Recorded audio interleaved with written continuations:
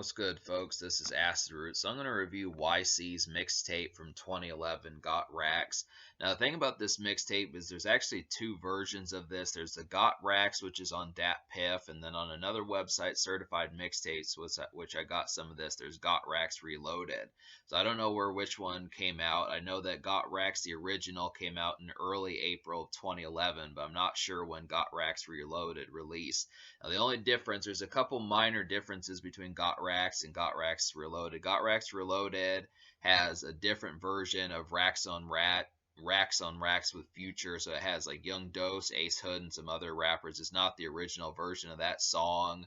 The song Too Much is also on Reloaded, and there's a censored version of the second single I Know on there. So that's kind of the problem.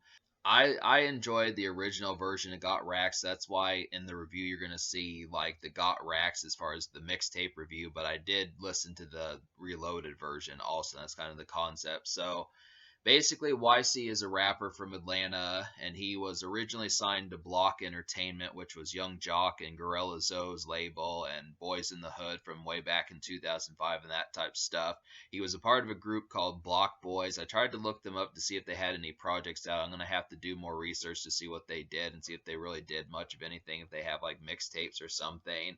But he kind of was loosely affiliated with Young Jock. He's from the same area. And the thing about this guy that's so surprising is he had his shit together for a pretty good portion. I definitely would have to say the fact that he didn't really have any hits prior to 2011, but he managed to secure songs with Future, Young Jock, a bunch of guests on here, Ace Hood, some of these type people, Slim Duncan from Gucci Mane affiliation, Jody Breeze from Boys in the Hood.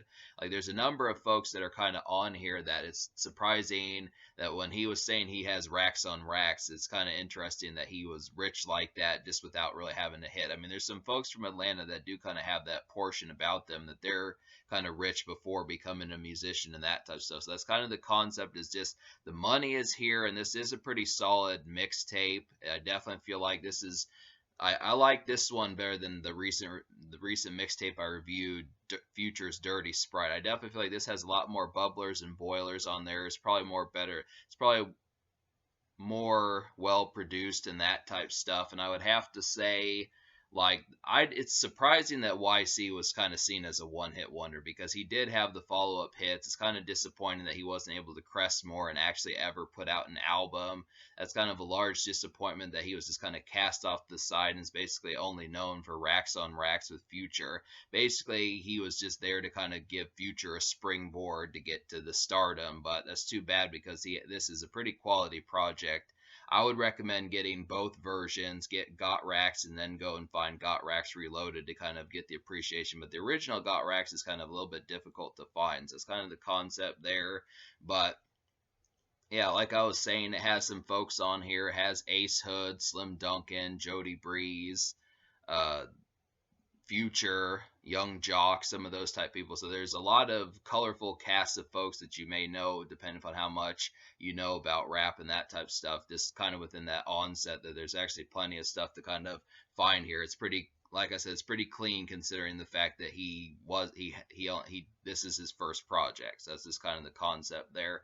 But there were 3 singles, or at least 3 songs that had music videos towards them. So I'm going to go ahead and say the first one was Racks on Racks with Future, and I definitely prefer the original version of this song. It's just a pretty catchy overall beat right away. It's another of Future's kind of strip club and kind of just nightclub anthem, kind of throwing money, getting real crunk and rowdy and standing on couches kind of vibe at the club and that type of stuff. Definite VIP standing on couches type stuff.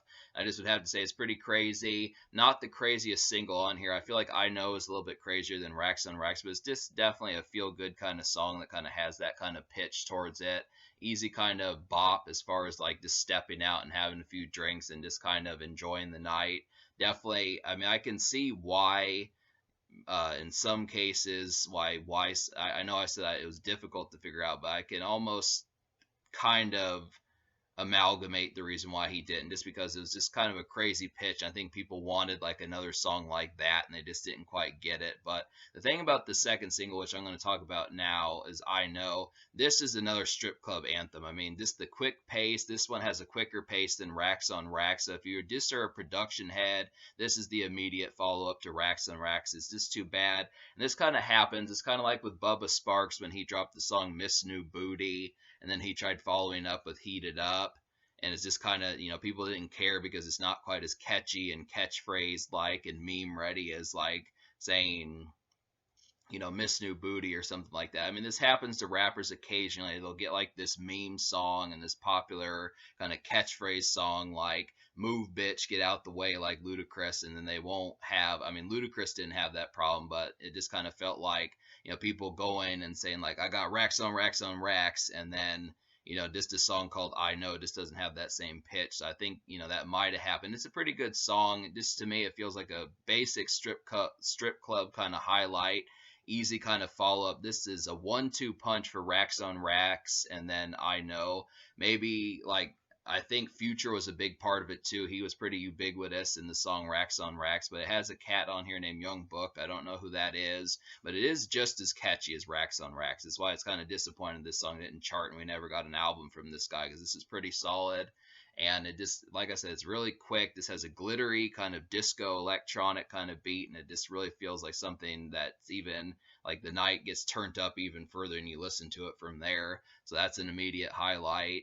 And then the third single, which wasn't really quite a single, but they did drop a music video towards it, was Fucking Around, with Young Jock, Nephew, and Supplier on there. So this one, I mean, the whole chorus is fuck around, blah, blah, blah, something like that. He says fucking around a lot in this song, at least YC does in his verse. He says that basically after every bar that he spits. He says fuck around and fucking around, blah, blah, blah, and that just the way that sort of song pitch kind of turns out. So he says fucking around a lot.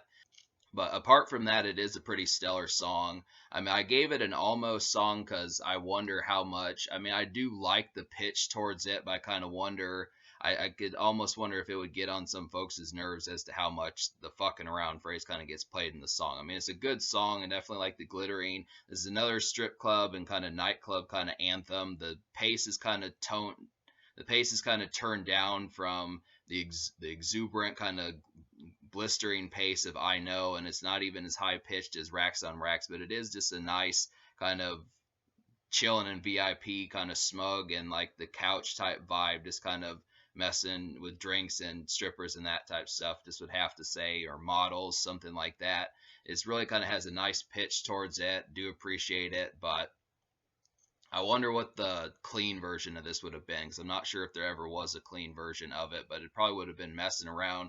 But I want to say that they did try to promote it as like a single. It just feels like it was kind of in a light sense. But the thing about YC is his promotional run was just so like truncated and just shortened. It just was not kind of underneath the context where it just kind of, it's just odd that his run was just limited to about 2011 and he just didn't get a chance to really follow up his career and really get started. I don't know. It's just kind of like once Racks kind of settled down and they noticed that I Know didn't blow up, it was just kind of like, all right, you're done. They just put his career on the shelf, which is too bad. But there are a lot of hits on here. Out of 16 songs, like I wound up liking over 8. So I'll go ahead and list those songs. I think there's about 9.5. If you count Fucking Around, which I consider an almost song, I feel like there's 9.5 songs. So I'll go ahead and list those 9.5 songs for you out of 16. So it'd be Racks on Racks, Break 'em Down, Can't Do What I Do, Fucking Around is the almost song, Fucking Up a Sack is number 5, I Know, Talking Cash, Too Much, which is only on Got Racks Reloaded, We On, and $100 with Slim Duncan and Jody Breeze. That's quite a bit. I mean, really, to talk about some of these, I feel like Too Much is probably like the craziest party song apart from I Know and Racks on Racks. This one really I really like the chorus on here. It's a brilliant kind of chorus. I mean, some of these gimmick songs like Fucking Around and Too Much and Racks on Racks a little bit, they kind of have some gimmicky choruses, but occasionally these do kind of hit pretty well. They just kind of are simple. They're kind of snap rap, kind of simple in some cases, but I do feel like they're not necessarily bad hooks, but they're just not like Usher and Akon kind of quality, but they do have the catchiness. I mean, I do want to say that YC did most of these by himself. There's no T-Pain on here, and apart from like this Dante dude that's on We On, really he handles most of the hooks by himself. That's pretty good for that. I would have liked to have seen like some like Trey Songz type person or Usher or someone like that on here. I know it probably could have been possible considering he had the budget, but that's about the only thing this record really lacks is just like some sort of stellar R&B singer type hook. But Too Much is a great one. We On is just like this one has a lot of like gloss appeal. I feel like this is probably the closest to like commercial that this project really gets. If you're not looking for strip club anthems or like rave nightclub anthems, I feel like We On is just kind of like almost like a not quite EDM, but in the same fashion as like a just regular, just a simple club kind of feel, just a regular club kind of feel. And $100 with Slim Duncan on the chorus, and then Jody Breeze on a verse. This one kind of just feels like, I mean, this one is not an immediate club hit, but it is kind of if you're going to clubs like 5-6 times a week, that type of stuff, and you're there for more than 2 hours, it's just kind of a song that you'd hear like 10th, 11th, 12th, like that type of stuff, just to be able to say that you're really going to start hearing it. And um, just if you've heard like over 15, 20 songs, it's kind of a later song that I would say it's a good song though. I do appreciate it, especially if you're in like the Atlanta area, you'd probably hear that a lot, at least back in the day. And Fucking Up a Sack has another kind of sprawling, kind of creeping kind of beat on here. This is definitely a good one, pretty similar to Too Much, and it's probably one of the better beats on here, but it's just not quite as immediate. It's not quite as commercial and stuff. I do feel like it's a nice one, but it's not as commercial as Racks on Racks or I Know or something like that.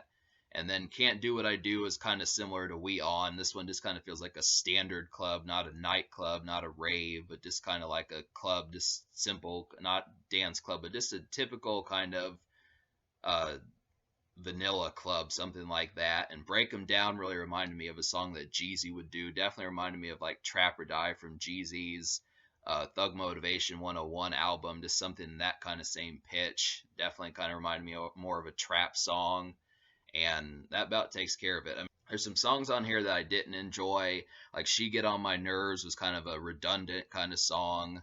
I mean, I like the topic of the fact that him talking about the people he provides for kind of get on his nerves as he's trying to get the money, but the production was just bad.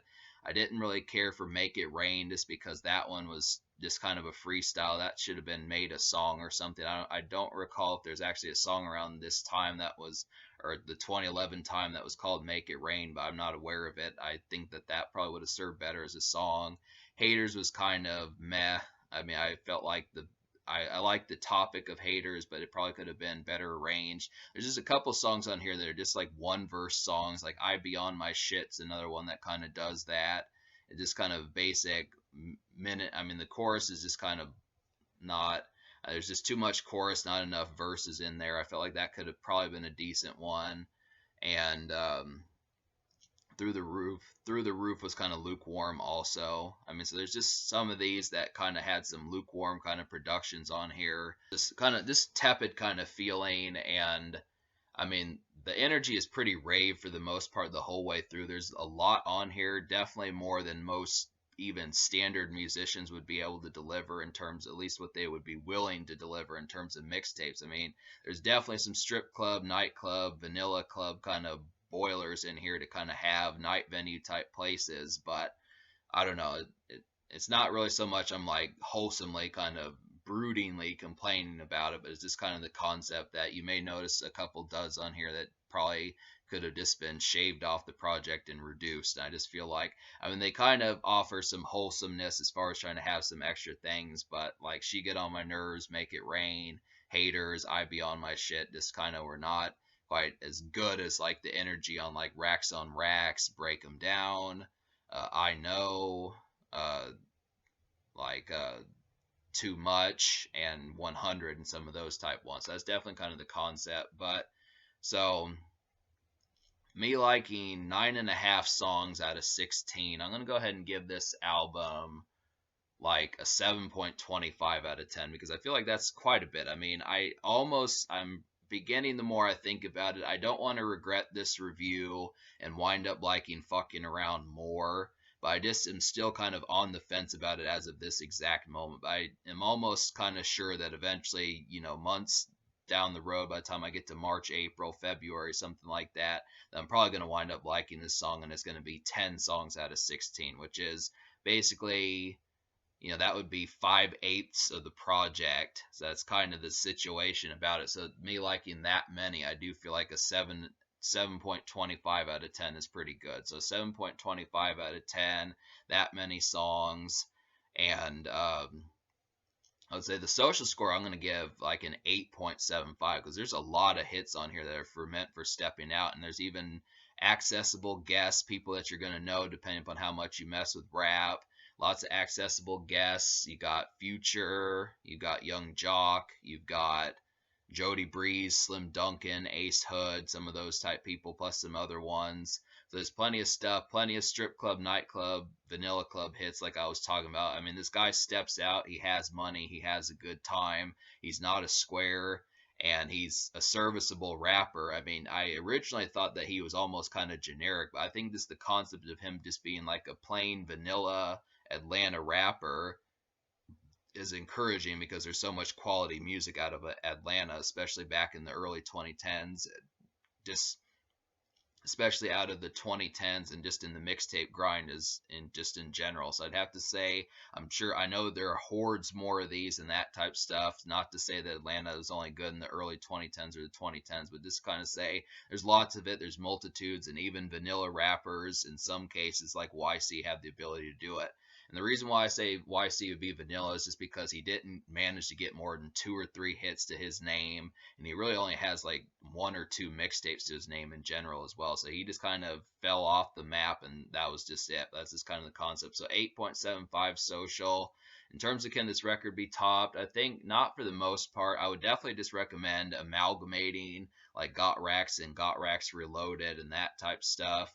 And in terms of the future, like I said, I don't know where YC has kind of been. It's been since like 2014, 2015 since he's done much of anything. He might still be floating around on Instagram, but for the most part, I'd say that these are about his breakout projects. So it's pretty good. And I definitely, if you're just looking for a weekend or two of just like some shenanigans and bottle popping and that type of stuff, that you can't go wrong with this.